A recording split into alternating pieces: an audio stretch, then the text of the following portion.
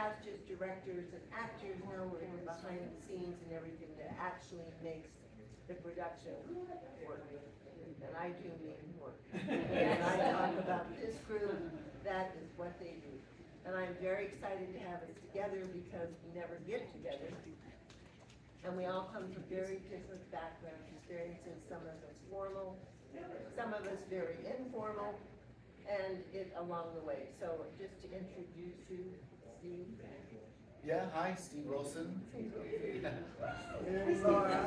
Lara Terrell. Suzanne, most of you know her. Suzanne Cross. And we've all had really different experiences. I've just come off something from Broadway's here, which is kind of below a year away. You're right at that, you're doing it all. Laura has just come off something rotten. And she has had first, second, and third assistant stage managers. We have one of them sitting in the back over here. Okay, so she's louder still. Okay, I'll try and project more. All right. So anyway, what we're really here to discuss or explore more or less, sounds like a coffee clash, is I really want to find out where these people come from, what they experience they have had. Some of us, like you said, have had formal experience, some of us very minimal experience. So just to find out, and then also explore the different types of productions, because they are very different. And sometimes they require not so much, sometimes they require every piece of the life you have in you. So we're just gonna talk about that. So let me just start with Steve. Can you just give us your background, tell us how you got into this? Did you have any formal training? And we'll go down the road with that to start. Sure, thank you. Thanks for having me. No, I didn't have any formal training as a stage manager, but I went from the ground up. So from an early age, I always felt like I wanted to do theater. And then found a time where I could say, yes, I'm going to do theater. And kind of made it a commitment to go on from there. So I started as an actor. And then someone gave me some positive words, and I decided, you know what, yeah, I'd like to be a director. So then I got my MFA in directing from the Actors Studio in New York. And from there, I didn't really know what to do, and it was becoming more expensive to get into New York and live in New York. And then somehow I wound up at Walt Disney World in Florida as an associate show director. So I was directing things in the parks and writing stuff, and that's. And get back to this because it's very complex. And then did that for 16 years, working in the parks as an entertainment manager, stage manager, production event manager, for everything that takes place in any one of those parks over there. And then thanks to COVID, kind of reset everything, and then I wound up becoming the director of entertainment for Sky Railway here in town. Yeah.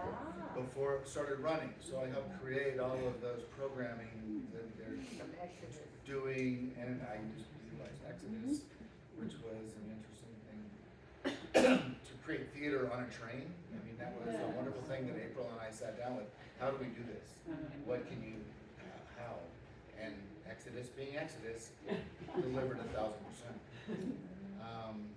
And then through whatever means, I shifted gears, and then I kind of just did a JOB for a while to kind of survive, and I wound up getting hired by Disney Cruise Line to stage manage 1,000-seat theater with Disney Magic for 8 months. So that was 2 months on, 6 weeks off, 3 months on, 6 weeks off, 3 months on, and then I was like, we decided, and my wife is here, we decided that, yeah, this whole separation thing wasn't really working for us. So decided to leave that, but definitely a bucket list thing. And then as soon as I came back, then my two friends were like, what are you doing in November? We're doing a little play called Virginia Woolf. You want to stage manage? So then I wound up working for them. Of course, had Emily Rankin, who is now artistic director of the Mexico Actors Lab, said, hey, would you be interested in stage managing for us?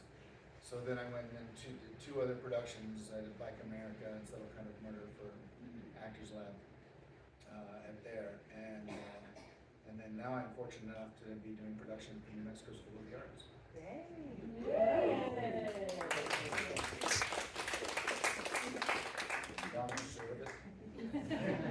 So, okay, Laura. Well, thank you for having me.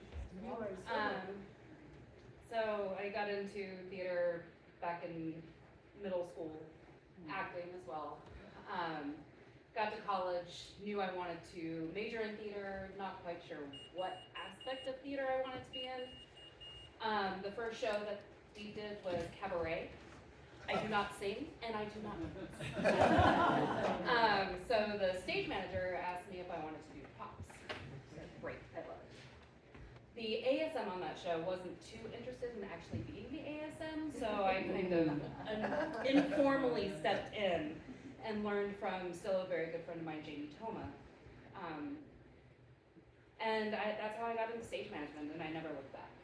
I eventually, 4.5 years after taking a semester off to work in ASM and Off-Broadway in New York, I achieved my Bachelor of Fine Arts with a double emphasis in stage management and light design, because I figured as a stage manager, the best aspect you can learn is light design, which has come in very, very handy, especially on this past show, Something Rotten. Sure. So I worked in theater up and down the East Coast for several years until 2010. After leaving theater, which is a story I assume you were going to ask this question, so I will not go into that story yet. I came back to Santa Fe. Santa Fe is my hometown, born and raised. And I was out of theater for 14 years. And then Colin Holt found me and was like, please come stage manage, you're a good man, Charlie Brown. And that was on my list of 5 shows that would take me back into theater. So now I found myself here. That's a short, very short story. Okay, Suzanne. I'm third generation community theater. My earliest memory of the theater is helping my dad with his lines when I was about 9 years old and I could barely read the script. But I didn't get into stage management until a little bit later. I always loved community theater, and I've worked in 3 big ones in New Orleans, in Asheville, North Carolina, and here in Santa Fe, among others. But I just love seeing the different ways that American community theaters respond to the challenges of trying to do theater in the 21st century and the 20th. And I kind of got out of it for a while, sort of like you. It's a very exhausting job. From the first day and the first meeting until the last strike, it's your ass on the line. And that got old after a while. But then in 2015, these 2 right here, Pat and Kelly Briggs, They're to blame for everything. decided to do the Scottish play at the Playhouse and let me be one of the assistant stage managers, and the bug bit again. So I did that a lot until about the time of COVID. And then I realized I was in my late 60s, and I thought I would give all these talented young people a chance. So I am. So nice of you. So I figure I've done about 18 shows in my career from about 82 to 2019.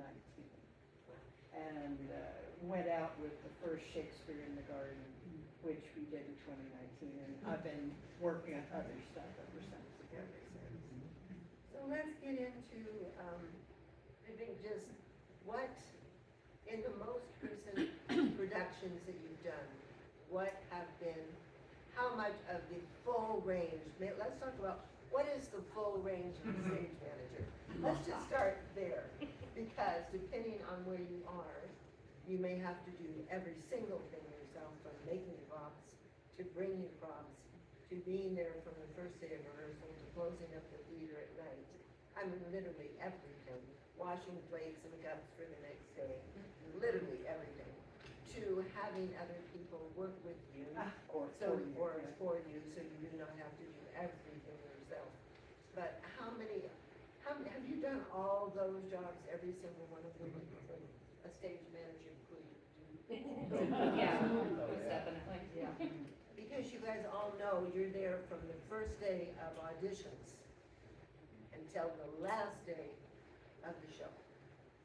So the director is not there at all like that. They're there for their directing. And then they can, maybe not all of you, most of them, but in New York, a lot of directors, once they're done directing, they're gone. They're not involved anymore. They might come back and give some notes, but they're not there. The stage manager is the one who takes care of the actors, takes care of the administration, takes care of the costumes, the lights, the sound. So, in your experience, let's just talk about that. How many other people have you gotten to work with in your stage management, or you have been alone? I mean, have you had all these other people, or have you had to do it by yourself, or has it very much been? So, sure, we'll start with me. I'm looking at you. So I'll tell you a real eye-opening thing was like I'm a firm believer in community theater, and where we would jokingly say if you've done it professionally, it's like we do it for the love of theater. Right? It's true for community theater. You do it for the love. Like everybody pitches in. It's a community thing. You know, it's written down. Everyone's showing up on a Saturday. We're building the sets. We're painting the floor. We're buying costumes. Well, that was back in the day. But that was the true essence of community theater, is what made it happen. And then in the other places that I worked, I still got to push a broom, and I got to like do stage manager things that to me was ingrained. Like I swept him off the stage before the show and did that. Well, then I show up at a place like Disney, which is completely union ruled. I touched a broom, I thought I was gonna lose my life. And they're like, "What are you doing?" I was like, "I'm just sweeping Somebody my else's stage." job. They're like, "You're taking away a job from an I was like, I don't want to. So I would literally, if I wanted to help out, I would have to ask someone, "Can I help?" And they'd be like, "Yeah, grab a broom." I'm like, "All right, I'm not gonna get sued by IATSE." But that was like really eye-opening. And then having done that for so many years, and then coming back here, and they're like, "Oh yeah, you're gonna do this. It's like, oh well, usually I have people to do that. I guess now I have to figure out how to do that again." Okay, recurve. But yeah, I've had both sides of the fence, and both sides are nice in their own ways. I was gonna say, which one do you like better? Well, it was kind of like a Rocky's 4 moment when I came back. Starting with Virginia Woolf and realizing I gotta do all of that. Like, all right, we're getting back to basics, Wilson. All right, let's go. You're not gonna get hollered at by anybody. Let's just get back to doing it. So I felt like it was coming back again to the rebirth. And, yeah, coming back to the roots and doing theater, why we're doing theater. Paycheck didn't hurt. But, when I was doing theater here in Santa Fe in the 90s, Playhouse was a legit community theater. And nobody was paid. Everyone did it from nuts and bolts, from the ground up, from beginning to end. And that's how it happened. And that's how I met these two, was back then. And we all did everything. And you did it because you loved the piece you were working on, you loved the people you were working with, and you loved the space you were working in, and you loved what you were doing. And it was just that easy you didn't care. Very similar experience, and I've done it all myself, and I've had, as you saw, 4 ASMs on one show to help. Whether it's union or non-union. Working in theater, in New York, I had 5 ASMs on one show. What did they do? Just curious. Duties were split between preset, taking care of the stage, wardrobe, maintenance and then just running backstage during the show so I could focus on cue calling and taking Yeah. notes to give to the actors later after the performance, that kind of thing. But yeah, just coming back to the roots, coming back to Santa Fe, it was interesting because for You're a Good Man, Charlie Brown, I had two wonderful ASMs on that show, and then for Last in Spanish, it was just me. And then Something Rotten, I had 4 ASMs. So it's like I'm bouncing back and forth between going, like, being able to focus on just being the production stage manager to having to focus on being the production stage manager and taking care of the costumes, making sure all the props are cleaned and sanitized for the next show and that kind of thing. It's not whiplash, but it definitely gives you that perspective of that appreciation of being in such a true theatrical experience that no matter what, you're really looking forward to every single aspect. Do you find it easier to do it by yourself or to semi-direct your other ASMs? Because It depends on the level of experience of the ASM. Yeah. Sometimes you sometimes you have amazing ASMs, and sometimes you have to do a little hand holding at the very beginning. And during tech, it is normally when you gain all of your assistants, and that's really not the time you want to be handled, because you need to be focused on other things, other aspects of the production. Suzanne? I don't know, I think it depends so much on the theater. I mean, one of the things I love the most about the big theaters I've worked in is calling a show, and especially a musical. What a rush. And there hardly any theater I've worked in here calls the show in the old-fashioned way because they're all so tiny, you'd hear them, you know? So you basically find yourself doing all these different things in Santa Fe as opposed to the other places that I've worked. But yeah, I've done it from, we did a show here called Motherfucker with a Hat. That Rick Vargas directed. And, you know, every night I had to take a condom and put some jelly in it and put it on the stage because it was supposed to represent a scene. And it was like, isn't there anybody else who can do this? I would have owned that one. I've been like, no, I'm doing that. Don't give me credit. The one I just came off of, and I'm just gonna say this because the author wrote 21 scenes, and it was all done with lighting and sound, and changing black box sound. So we were going back and forth on the stage being props. It was very different than doing a single or double. Say you got 2 acts or 3 acts, or you got the stage set. Right, yeah. Very different. So again, tell me about just, I don't know, I'm interested in understanding maybe one of those types of productions as to a larger one. If you know which one might have been more difficult for you. Or if you had to do any of those, or you had to cue sound, light, make sure everything was tied into dialogue. You know, if the sound didn't come in the right moment, then it was all messed up, right? Start with Suzanne. I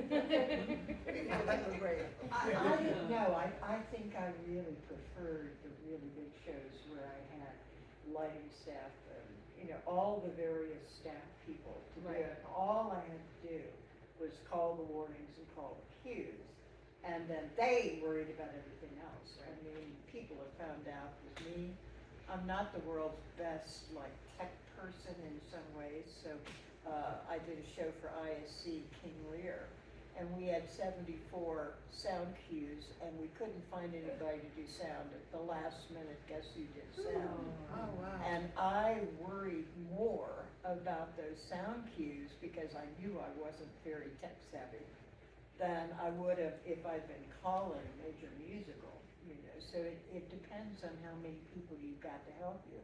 And in Santa Fe, in my experience, that is every single theater we have is totally different in how they work and the kind of support staff you will get.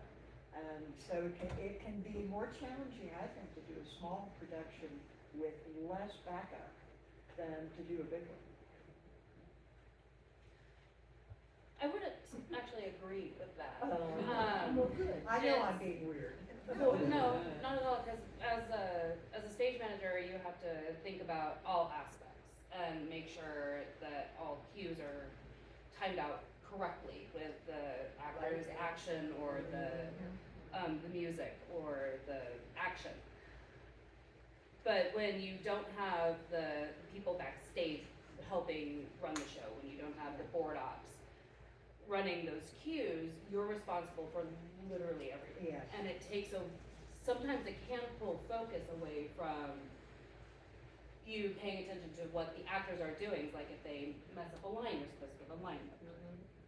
Sometimes you miss that because you're running your light board and your soundboard at the same time. On the other hand, though, as a stage manager and light designer, I actually prefer to run my own light board because for me, it's so much cleaner that way, and especially on a very light-heavy show. So that can distract, but I don't know. It just depends on the stage manager and the show that you're doing, whether it's easier or harder to have that kind of added element to it. Yeah, interesting. I'm kind of with you on that one. I think it's a little bit harder for me calling the bigger shows because you have so many other people reliant on your, what do you say, the GO, right, the go. And you don't really have any control over that. Like I go to the cruise ships, which was big theater. I had automations, I had lights, I had sound and effects. So I had 4 techs with me in the booth, even though we were in separate spots, that were in charge of 80% of the calls. And then I had a floor team that was probably about 12 technicians that were involved with all aspects. And these are shows that all the bells and whistles, 3 lifts, lasers, pyro, flying, had everything going on, so communication was reliant. And we'd often, in the booth, you'd call it and it didn't happen. And you knew you called it and it didn't happen. And so you're processing real quick, we've moved on, we've gotten through it, we're to the next one, and then you were like, what happened? And they're like, that was all on you. And I'm like, roll tape, because every show on these cruise ships are videotaped with audio and sound. And you could hear the cue call. Yeah. So sometimes I was wrong. Won't lie. But other times it'd be like, nope, wasn't me. I called it. You were like 2 seconds late. And 2 seconds when time is measured in milliseconds, and many times with cues and how things move on stage is a lifetime. But I was with you when I got back and started doing at the New Mexico Actors Lab of like, all right, now I'm flying this machine. Now I'm flying this machine. And that's, I mean, it'll come to the question of the difference between a director and a stage manager. I love being a director. I love coming up with a process and my vision getting it out there on stage. But my job as a stage manager is to carry that director's intention. So I get to be the director and I get to be the artist,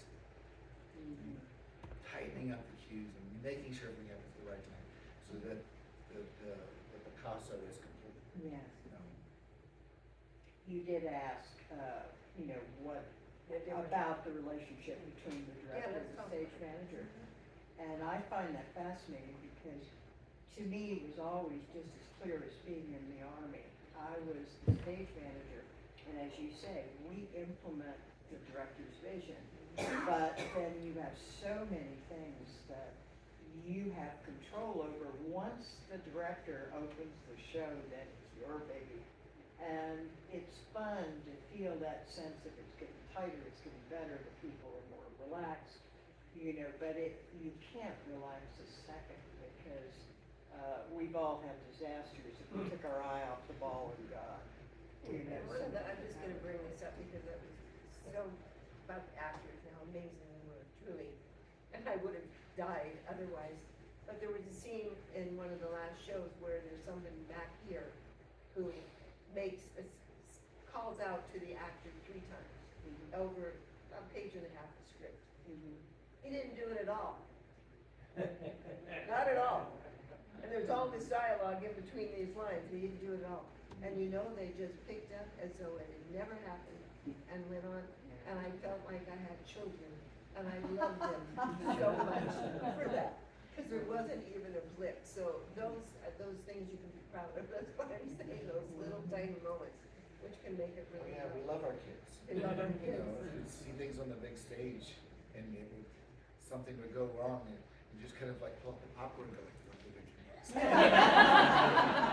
and you get on the mic like, this will be interesting. Let's see how this plays out. That's what I was like, oh my God, I just kept going, I was like, oh, How are they gonna handle this? How is this gonna go? See? So What should I It's be gonna ready? be fun to put in the report. Exactly. So what is the difference between direction and stage management for you? I think it's Well, the director brings the artistic vision. The stage manager is responsible for upholding that artistic vision throughout the run of the show. We're the one consistent as far as the design team goes throughout the entire run. I mean, unless you have, obviously, your musical director or whatnot. But we're the one that's making sure that everything stays true to the designers and directors' visions from opening night all the way through the run. Whether it be a 14, 15, 16 performance run or a 20-year run on Broadway. That is what the stage manager is responsible for. Just gonna ask on that too, do you really, every single word in the script, if they miss one, do you give them a note on that? Every single one? Just It curious. depends, like, I have issues with that. if their flub, if you will, changes the meaning of the line, then absolutely. If it's just transposing 2 words, then But I'm not a line Nazi. no. I've had stage managers, I have ASM for stage managers that are, and it's just like, oh my God, you have pages and pages of notes at the end of the run, or at the end of the performance. How do you have time to write all this down? I know, and actually. And all the show. I know, I'm hoping that. But no, I'm not that strict. And you? Well, for line things, you know, I would usually, like the first one, if in my listening, depending on no matter where my focus is, but my listening, and go and hear a line that's delivered a way that it's not been delivered 100 times before, and go, oh, okay, that was new. You know, unless it was egregious, I would never give a line note and see. Now, if it happens the next performance, and then maybe the performance after that, then we're gonna go into line notes and be like, okay, you're really getting off topic on this one, let's bring it back to 0. But for the most part, it was hard, you know, and when you work in these small spaces, and you have a very meaty script like Virginia Woolf, it's like, okay, guys, these are his words, They have to be there. and they gotta be there, and like, I'm back there, so I can't holler out your line, you know, if you guys go south. And that was the fun part. All right, how we get back again? Oh, they've circled back around. Okay, now they're gonna get back to where they went off. It's getting better. That's what I was exactly saying, when they could do it on the back, and you're like, yay. But you know, I always felt like when you got a show and it's running, that there's a sort of a consistency that the stage manager provides. Boring every day, I'm gonna give the same cues at the same time, but an actor can depend on that. And I think that's a very big part of the morale. I have also worked as an actor in shows where the stage manager is really not up to the job, and you start getting personal issues between actors, and so I really kind of see us as the little guy at the front of the train driving the train, so that everybody else can quietly do their artistic stuff, and we're providing the consistency behind that. That was, and I had a question from that. about your worst or best experience. You don't have to name names. Okay, you don't have to do that. But I mean, what was it about the worst that made it the worst for you? Let's put it that way. Okay, look at me. Fine. So, we'll just put it as not the least best, Okay. right? Because the paycheck's clear. So, we're right at the end of COVID. We were living in Orlando, and my Disney days, because of COVID, were now behind me. And a friend of mine that I stage managed with at Disney called and said, hey, I was hired to do this stage manager gig, production stage manager gig, for this company that's not in town, and they're doing The Office, a murder mystery. I said, okay, that sounds cool. She's like, well, here's this guy's name, I'm gonna turn you over to him, I got another big gig that came up, so I can't do it, but I would recommend you do it. Well, thanks for that. So it was Office, the murder mystery. And it was outdoors. Again, we're at the end of COVID, so masks were a thing. Oh, no. But it was a station play. So all the scenes were probably about 75 to 100 yards apart in a giant park in Orlando, Florida.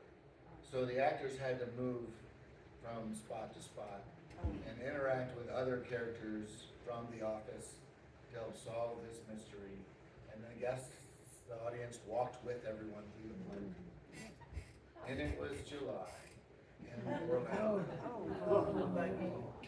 And Orlando, I want to say free range crazy is kind of like a nice way to put it.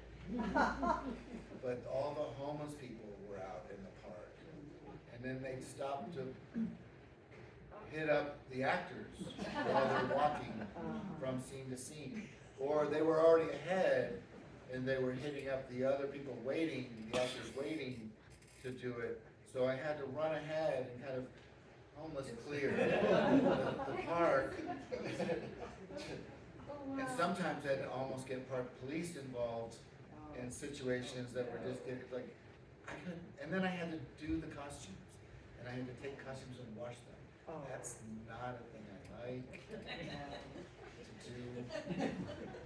So that So I was had to the do worst. that, and so I really built the production up there, like, here's your actors, this is what you need to do. It's gonna be in a park, by the way. You might have some crazy people, and we're selling tickets as best we can. So, yeah, and we did it. They wound up closing early, fortunately, because they just weren't selling, but I was like, yes, okay, check's clear. That's the best part. Susan, what about you? My friends have heard this. Back in the last century, I was stage managing Neil Simon's Barefoot in the Park. And it was the last Sunday matinee and the director was not there.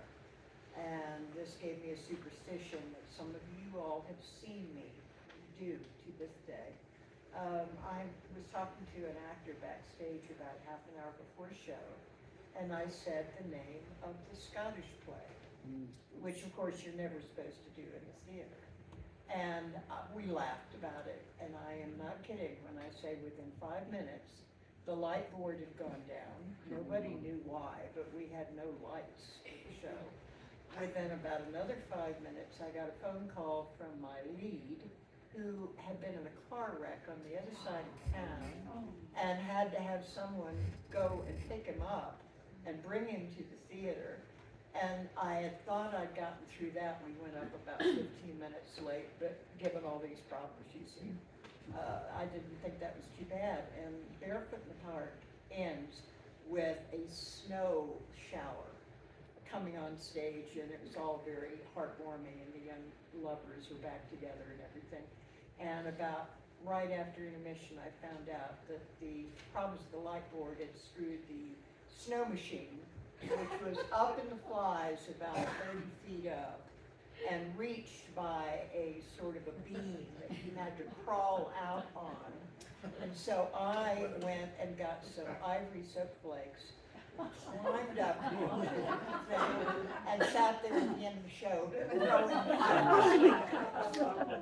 and to this day, I never ever say the name of the Scottish play in the theater, or if I do, you can be sure I'm out on the outside the theater doing, all these rituals to avert the bad.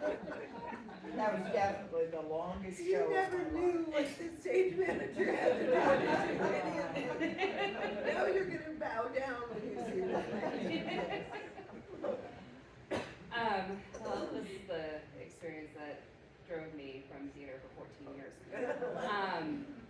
I was working at a Lord Theater in Vero Beach, Florida. We were doing I Love You, You're Perfect, Now Change, which is a wonderful show, if any of you are familiar with it. It's a very simple cast, we need 4 people. So you think, nice, easy show, right? Wrong. The amount of tech that was involved in this show is absolutely insane. There had so many fly cues, deck cues and whatnot. All of that, no problem. It's when your fly rail operator comes to work stoned and you don't know about it. What is a fly ring? A fly rail, all the pieces that fly in and out from backstage, that's a fly rail. And you have somebody up on that fly rail pulling the ropes and making those things fly in and out. And one of your actors, who's supposed to be exiting straight up stage as this set piece flies in, turns up stage literally a quarter measure late. The fly rail operator jumped my geo. The actor was late. 7,000-pound set piece misses this actor's head by about an inch. If it had hit him, it would have killed him instantly. One thing a stage manager never does is lose their cool. We stay calm. I was screaming on the headset, hold on fly, hold on fly. Fly rail operator did not have his headset on. So he did not hear me because he was stoned. That was the 4th show before closing. So I was my head ASM backstage called the production manager. Production manager came, promptly fired the fly rail operator in the middle of the show. He took over on fly and ran fly for the rest of the run. And I did the next show that I was contracted to do with them, which thankfully had no fly rail. And then I was like, I'm done. I need a break. So I moved on. But that was my worst experience in theater. Yeah. I will say that was a very fun note to give the actor, because the actor had absolutely no idea that any of this was going on. That he nearly died. So I went backstage and was like, hey Greg, can you do me a favor? Don't be late on that cue. You need to turn up stage when you're supposed to exit. And he was like, okay, yeah, I'll do that. And I was like, no. You don't understand. You really need to make sure that cue is on time. And he was like, okay, Lara, I understand. On closing, I told him why I gave him that note, and he was like, oh shit. Okay. Yeah, no, I won't be late ever again on any cue. Because even though it isn't your fault, it's still your responsibility. Oh, absolutely, yeah. 100%. And that's everything is their responsibility. But after that accident on Broadway with Spider-Man that resulted in the actor's death, there were a lot of changes that were made for actor safety, which I am very thankful for. Yes. So, I mean, that scene transition, stage managers now have a lot more, I'm not gonna say power, but a lot more versatility in how directors need to take the safety suggestions and safety coordinators on production. They have a lot more power in regards to actor safety. So something like that, I did take to the director and was like, this is a very dangerous transition, can you please change it? Or at least add a few measures in this transition. I was denied that. But now, that suggestion would have held a lot more weight. Yes. I think Thankfully, back then now. it was a little bit Wild West. Very much so. You know, don't be a wimp and complain about this, that, or the other thing, it'll be fine. Yeah, just make it happen. And it just make it happen. Well, and along that note too, I mean, it comes with not necessarily being stoned, but I think if you do like long run productions where, Yes. Like Broadway, where they're. like Broadway or cruise ship, and it's the same show every day, you know, among 3 shows, but it's the same thing, everything, nothing changes. And then after a while, you know, and not necessarily the stage manager's mind, but of those that are actually doing the things that are important, for, you know, highly automated set pieces, then safety becomes you know, really something you cannot fall asleep on the job. Yes. Right before I went back for my second contract, cues were missed, calls were missed on stage, and the stage technical director, who was kind of the ASM, the floor director, got focused on something else, wasn't paying attention to what it was the techs were doing, and an entire set piece did not get unknifed. And what that means, when you see set pieces traveling across the stage, there's a slot in the floor and there's a metal piece that goes in that helps guide the wheels that drive it into place in a straight line. And that person did not, it also energizes it, but it didn't undo it. And then there was another set piece on the other side of the stage that was on the same track. So the cue was called to move this piece to come in, while this lift had gone down near this other piece. And when the cue was called, both pieces were moving in, and there were 4 cast members in the pit, waiting to do this transition, and the technician that was down there with them happened to notice that this well was about to come falling and driving right into the pit, and it would have crushed everyone in there. It would have hurt them really, really badly. The technician managed to catch it, like hold it like in place. They were able to stop the show, and figure out how to resolve the issue, but the entire cast was traumatized. And it resulted in a lot of changes in that area of the show, but it came down to complacency and not paying attention to what's doing. And of course, the stage manager can only hear what he's hearing going on and can only watch so many things. And this particular moment, by the time this piece got to where it was just in the stage manager's eye to even be able to say stop, stop, stop, stop, stop, abort, abort, abort, to cancel the cue. But then it was too late. So it's one of those things in long run that people just get comfortable doing what they do, and unfortunately it can lead to bad things. Boy, I'm really glad I've done small theaters.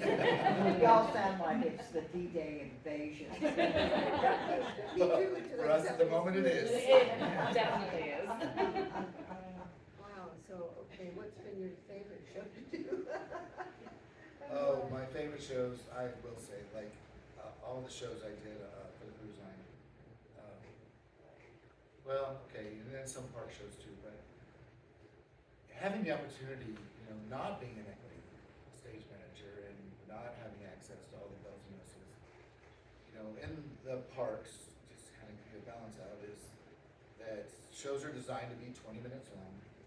They're 20, 30 minutes long. They're designed to be done 6, 7 times a day, and they require very minimal moving parts and pieces. One show might be 80 light cues. Another show might have a couple lifts involved. Another show might have some moving wagons coming in and out and some flying bits, you know, but that's really the extent of what you're having to deal with on a day-to-day. Going to the ships was like being on Broadway, like having the opportunity to do 3 Broadway-style shows with an extremely talented cast of very young people that could change gears overnight and do the next show, all different songs, all different numbers. With a tech crew that was the same way.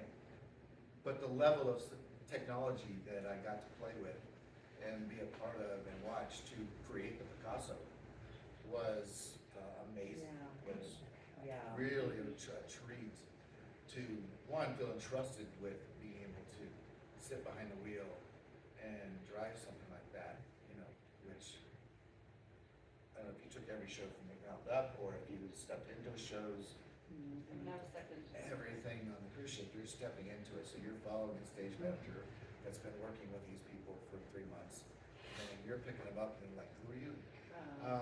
So you have to learn everybody's personalities and talents and timings, and then you get a new cast coming in and another cast going out, and they have timings and personalities and stuff like that, so it's just, that in itself was a wonderful challenge.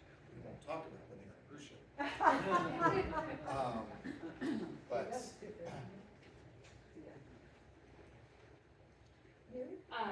Honestly, any show that it has a successful run, that you have fun with, that nothing catastrophic happens on.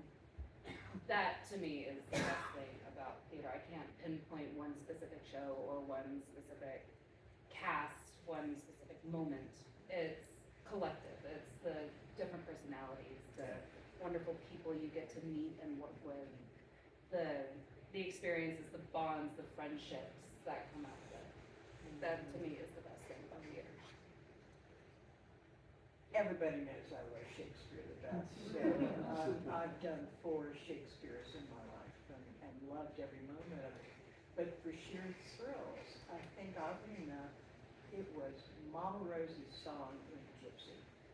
I loved stage managing that show, and when she does that finale, when you got a great actor doing it, it's sort of like everything that we love about the theater, the audience hanging on everything it's doing, and you know that you're creating the grease that makes it all happen, and the lights come up, and it's like, oh, that's why we do this. Magic. Magic. I'm almost better questions.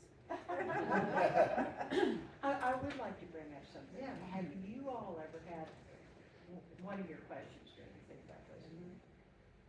The relationship between stage manager and the director, of course, is critical to the success of the whole show. But have you ever had a case, I have had one, where the director was so bad and everybody hated them so much that as stage manager, they were like the only thing holding everything together because there was so much unpleasant subtext going on.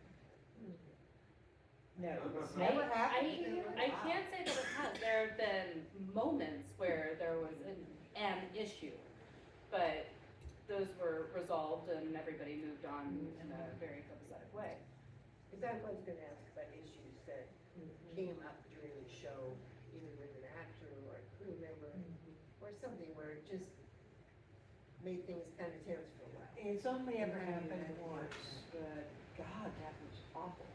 Because everyone's morale just plummeted. And as the stage manager, you're sort of like mama trying to get all the kids happy, you know, Yeah. and in spite of what's going on. I'm sure it happens more often than you realize. I've been lucky enough to have it happen once. well, you know, I think as time goes by, those kind of things tend to fade out. If a bad director rears their head, then it only takes one show for the word to get around, especially in a town like Santa Fe. Oh, most definitely. This was not and- the Santa Fe. Yeah, one of the hats of a stage manager is a psychologist and sociologist, that you have to ride both rails and kind of be that person in the middle, and yes, you have to do the very best you can to get the show to go on and continue on despite tensions. I've never had anything that ran the entire length, you know, where everybody's spitting one side or the other, spitting nails. But, you know, there are definitely moments of tension that, you know, once observed by us, you know, then you kind of know where to go, like, oh, we need to talk about, you know, Yeah. what went on, what's happening. And having those honest, you know, the stage manager there is not necessarily to baby and placate the director, but it's being able to be like the vice president of whatever and be like, hey, why don't you do that? And have that, I don't think that was a good speech to make at this moment in time. That was probably a poor choice. Really, why? Come on now. And if, and if you have a good, a director that's at least open, be like, really? Now it's like, read the room. But most of them are few and far between, and I've never had anything. I was, as an actor once, Has it been more crew or actors you've had issues with? it's both, you'll have technicians, especially in long-running shows, and you've got personalities that are every day, every minute, the hours, constantly, it's not like every weekend, it's every day. Yeah. And you'll have personality clashes, and you'll have some technician come in and slam the door and go, this actor's a POS, and I can't deal with him anymore, and you need to get him under bill. All right, what's your story? And then you get that, and you go to the actor, the performer, like, what's going on? You hear that, like, all right, we're either gonna get together in the same room and talk it out, or figure out, like, you're both idiots, get back to work. Why are you wasting my time? You looked at me wrong. I mean, it can happen between cast and crew, it can happen between cast, crew and crew. No matter what, there are gonna be Yes. personality clashes. It's how you just have to deal with it. Yeah. I mean, that's kind of the motto of the stage manager, in my opinion, is So you whatever have comes up, therapists? you just deal with So they're it. You just therapists? find a way. Like Yeah. a therapist? Yes, You're a therapist, a you're counselor. a den mother, A a meteorologist at Yeah. times. yeah. Yeah. Miracle worker trying to get two personalities to work together sometimes, but you make it work. Yeah. I'm Just gonna get through choose. the night. You just get through the night. Just get through the last hour of rehearsal, please. Be Are tired you as the tomorrow. last one out of the theater? Have you been the last person out of the theater? Every time, Every time. Every time. every time. So you guys need to know that too. First and last out. You all leave, we are still here. Like the demo rat. Yeah. That's right, yeah. First on, last off. Yeah, first on, last on. Yeah. So do you have some questions for them now? Yes. You guys kind of sound like masters of reality, and, but like in the early phases, do you ever get into development where you sort of say like, I think this could work, or does that happen very much, or is it pretty much they've got their thing and you just make it You happen? mean from the director? Yeah, from the director of the theater. Ooh, that's a tricky one. Not, you don't. Uh, You answer that. well, it's kind of like the I love you, you're perfect now change. That scene transition that caused the issue. I tried to bring it up to the director, but they were just like, nope, just make it work. Okay. There's a lot of times, but I think with stage managers is that sometimes we tend to do a little bit more working than directors. We might go every other project where we're doing every project. And, we gained a little bit of experience and knowledge of what should happen on stage. And sometimes if you see things and hearing things in the process, or see things on stage, I think a lot of times I feel relatively welcome to be like, hey, this might be an option Yes. to help make this move smoother than what I get what you're seeing, but this might help this move along. With a certain kind of director though. With a certain kind With of other, director. other directors, you can't say that, no. Well, I've only had like maybe one or two that have been like, no, my way's the highway. Yeah. But one thing you, as a stage manager, you never ever do is bring up an issue without having a solution. You Correct. always have to have at least one solution, preferably like 3 or 4.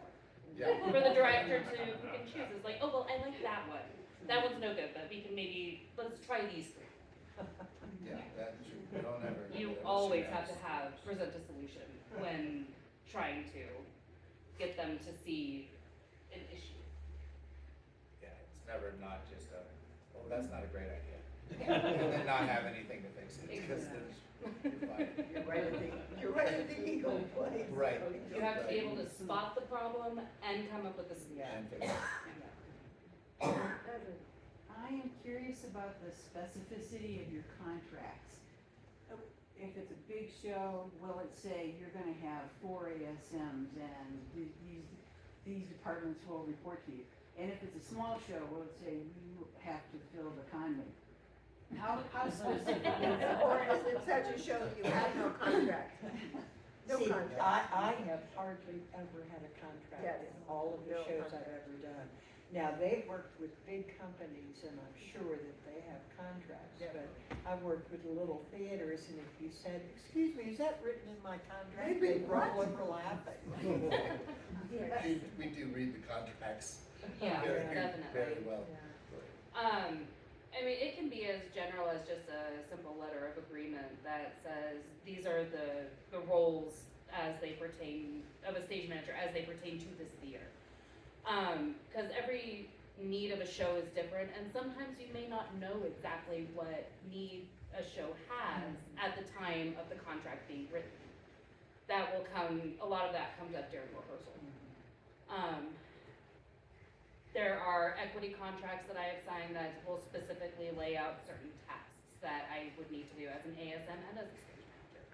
But generally, it's more just a general overlay of the position, and then as a stage manager, you do what needs to be done to get the job done. I mean, you just have to be willing to jump into any and all aspects of theater. And that line is usually written in the contract as, and any other tasks as. There you go. So, Yeah. yeah, no, nothing, I've never had it, sorry, I have nothing so specific, it's that line, it's like, you're responsible for scheduling, you're responsible for, calling rehearsals as needed, you're responsible for this. Very general, broad scope stuff, nothing so much as filling. I actually, one thing that, nothing disconcerted me so much after having done a lot of stage management in the last century, and then taking a 12-year break, and then Benedetti brought me back to do the first few years of Actors Lab. And it had gotten computerized in the interim. I can guarantee you that I never had to do stage reports at all until about 2014, 2015, and all of a sudden you were expected to do a report on the rehearsal every single night. Now, the funny thing about Benny is I said, Benny, other people are telling me this has to be done, and he said, forget it, because he's old school. But with modern stage managers, it is so amazing to have that record. Every single night, you can see what prop was mentioned that we forgot to get. You can see that the lighting changes in Act 3 are going to be changed. I mean, it's like a permanent record of the show, and that simply didn't used to happen. We all kind of kept it in our head and on a bunch of little sticky notes. So I have to think that that's a good thing, but it makes me wonder, is stage managing going to become something that's done by AI in terms of all the cues and all the stuff? I know we'll have. No, because you have, as a stage manager, you have to deal more with the human element of the production than the report. But I really. I mean, find- having AI type up your report would be great, yeah. especially after a really long rehearsal, or Yeah. 10 out of 12, just forget it. Just put it in your Yeah, notes and have it exactly. do it, that'd be amazing. Uh-huh. But stage manager is also very human, it can never be AI. Oh, because God, we're, you know, if actors were holograms, then yeah, it could be AI, because But I can- performances would be the same every night. I can really see that a world where the lighting and the sound cues and the cues in terms of just doing them automatically Oh, could that'd be be done by a robot. Well, they do that now Yeah. in certain respects, but there are also the lighting cues that are called off of after Yeah, action. that's true. Yeah, Versus some plays in recorded music. If you have a live orchestra for the show, then you can't rely on AI, because the music, however consistent the musical director can be, it's never gonna be the Never. same every single night. Well, that makes me feel no, yeah, better. that's true, you know, but a lot of the Broadway shows are run on what's called time code. And so, not only are you sitting, you're watching the show, and the last shows I had, I had 4 monitors, so I'm looking at everything down on the stage and in front of the stage, watching the show from the front, and then watching time code, which is mainly audio. So it's all synced to the music in the background, unless you have an orchestra. But even then, a lot of lighting and other cues could be called on that, and would be called at a very specific moment, at 1:00:35, You have to have. You this wake up. cue must be called, Uh, because by the time it gets to 1:00:02, It's a that fact. scene needs to be Yeah. in place, or Yeah. this action is gonna happen. So it can be as tight as, something like that, and those are the things that, as part of the reporting. And it can never be AI, because it has, you That's have to react in a moment, and not something processing. So you do get reports every night Oh, absolutely. Oh, absolutely. to the director? To the director, the design team, and then the call sheets goes out to the design, or the theater administration and the actors. All cast members get a daily call sheet. Never worked anything. No, that's Yeah. absolutely normal now. And the difference, I think, between somebody who's trained to be a stage manager and so much else as you are, and you also have had tremendous experience in that, and a little old community theater stage manager Yeah. like me, though it's now become so common that I suspect that's the way of the future. Well, it all comes down to communication, which is Yeah. really Yeah. pretty much the number one. Absolutely. Being the center hub of Yeah. all communication for both teams, Yeah. creative and technical, of ensuring that And everything happens. administrative. And administrative, just keeping them in the loop. How's your money going? Money's going, being spent well. And that, Yeah, we haven't talked about budget tonight, but anyway, ma'am, What? do you have a question? We get a budget? you get a budget? I don't get a budget. Somebody said something. Not us. Well, I just say, all of you are absolute geniuses. This is- No, aren't you impressed with what goes on in theater now when you have a deeper expectation? Oh, it's wonderful. My question for you, I mean, you've been on cruise ships, you've been in New York, you've been all over, all of you have. We're so glad you're here in Santa Fe. Yes. And why? What is it about Santa Fe when obviously you have other options? What about Santa Fe It's so makes You you? have other options. Not necessarily, I guess. Well, I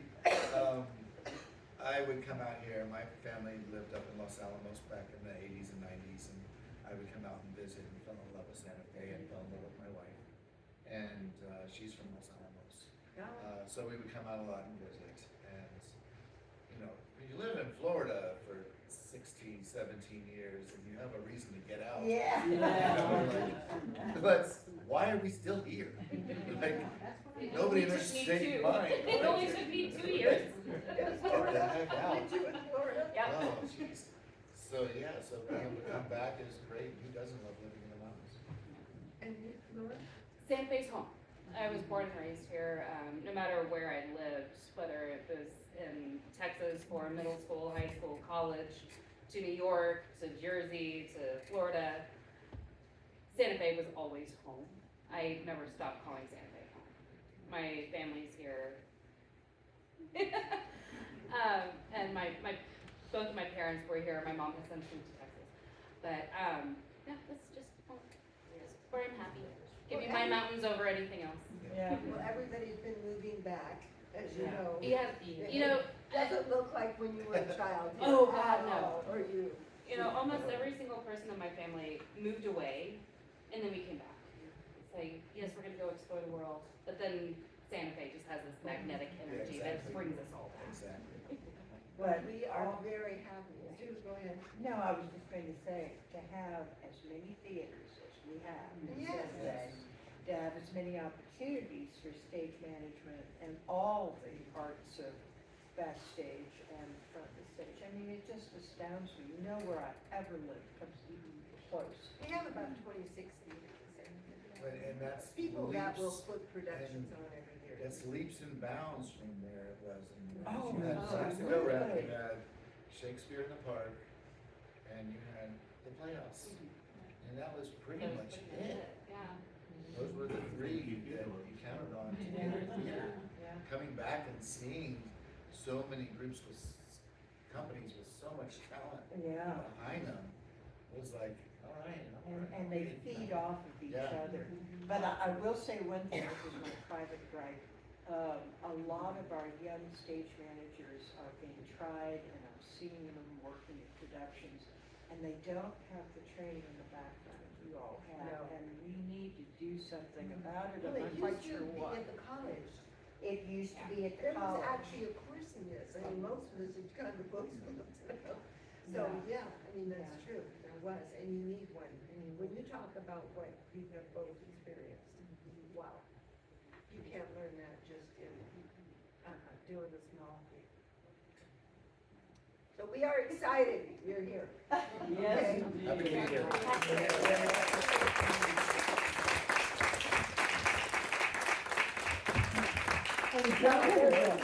One last question, and anybody, okay, Leslie, one more. I got a question about comms and comm channels.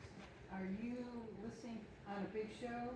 Is there more than one? I assume you're listening to all of them, but the other people might be listening to different things. Go for it. You're both doing it at the same time, like. On larger shows, with ClearCom, yes, there are multiple channels, and as a stage manager, yeah, you need to be listening to all channels. But like, I would have my fly rail on one channel, so they don't communicate with my deck crew, or my light board operator, my soundboard operator, my sound engineer, on the rare occasion that they're on comm. But as a stage manager, you listen to everything. But I've also had just one channel headset. Yes. Before, but I mean, just fine. In a smaller venue where you don't have so much going on, but you do need to have that communication with backstage. So you could have a lot of people talking into your at the same time. Yes, and you still need to be able to process what's going on stage, focus on your prompt script, and making sure that you're saying Geo when you need to, Yeah. and for the right department. This was just. So we are now going to appreciate, go ahead. Oh, no, I was gonna say, to you, when like in the, for example, on the ship, I had two channels, and I had the party channel, which is what we called it, which was all the deck crew and all my techs in the booth. They had their own channel if their tech director needed to get a specific direction and talk about deployment. I didn't even hear it. But it's calm, so you can actually kind of in the background. And then I had a spot channel, and the spots didn't communicate with anybody but me. But for some of the bigger things, like when I was doing the Christmas parade at Magic Kingdom in 2013. Was that the one you won money for? Yeah. One after